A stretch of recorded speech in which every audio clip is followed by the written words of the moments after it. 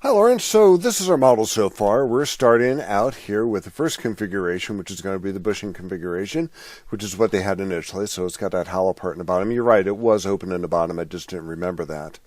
And so this is the actual part that we're trying to make. So what you want to do is you want to have a cast or a mold, whatever it might be called, over a part that's going to be in the bottom of this in order to put your plastic over that, to vacuum form that in order to achieve this shape.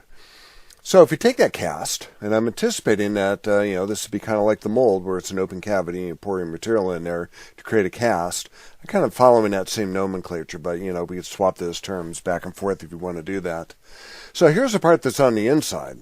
So what it is, I shelled it, and I took the body that was going to be in the inside of that thing, and I filled the cavity after the shelling, and this is what we came up with. So we don't have the holes in here. All we have in here are these ribs, so to speak. The ribs are not rounded anymore because once we take that fillet that's in there, that round that's in there, and take the inside of that round, it's actually kind of a sharp edge in there. So there's fillet's no longer in there if you look in the inside. So that's the original part. This is going to be the cast is going to be used to create that. You put the plastic over that, did the vacuum forming, and then you're going to get that, the original part that we're looking for.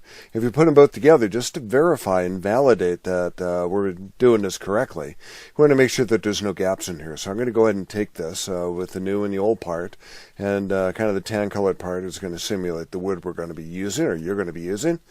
Now let's go ahead and section that and take a look at this as we go through. So I'll move that to the side. Again, the holes are not considered in here.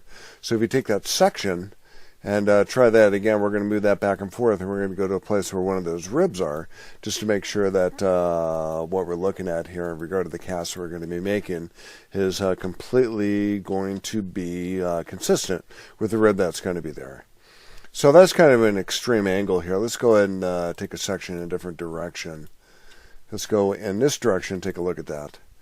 And let's move that out a little bit and take a look at what that might look like. Go to the green check mark, and now we're going to see that we have that cast on the bottom.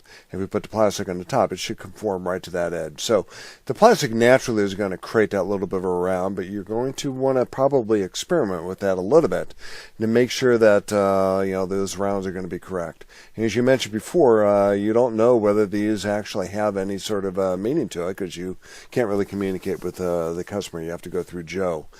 But this is a good first step. If you want to shoot this video by Joe and let him know what he thinks of this, give you any sort of guidance on that in regard to making model modifications before we take it to the next step, let me know. And let me know what you want to do for that next step, and we'll go from there. Okay? Alrighty, so thinking about the ultimate product, you said the ultimate product is going to be a drawing that you can make your wood products from. So if we take a look at this, and these are some elements I put in here, you can see some great sketches in here. These sketches are going to have what they call driven dimensions on them. They don't drive the model.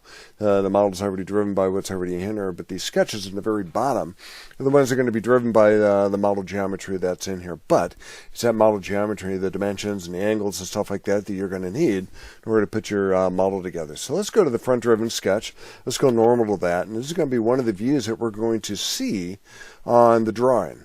So we have the thickness of the material 1.007 7/10,000ths or 7/1000ths of an inch, and then in millimeters on the bottom, which are going to be in brackets. They're going to be consistent in here.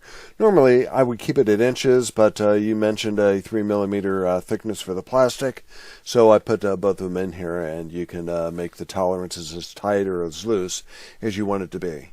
So the radius of this curvature up here, you're going to need that, so you're going to have to get a router bit for that or something similar to that, 3.35 millimeters, or I think it's almost 3/32 perhaps.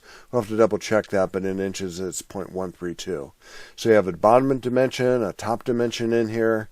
That's before putting in the fillet, so it goes right to what they call a virtual sharp. And then you have the thickness of the material. So that's consistent with the front view. The top view, again, this is going to be a drawing view that I'll put together in a drawing once we get the model geometry correct. It's got something very similar. So the radius of this circle down here, you're going to need that as you're cutting your wood.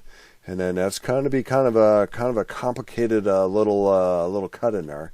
But you're a woodworker, so you should be able to figure that out. Not certain how you would accomplish that, but might be a router that will go around that corner.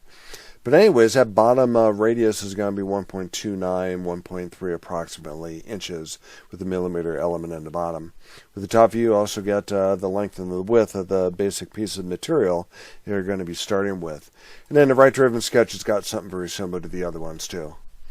And this one's got that 95-degree angle. You're going to need that too. So you might want to make your cuts in there on your table in order to do that. Maybe as you route around this corner in here, you can maintain that angle.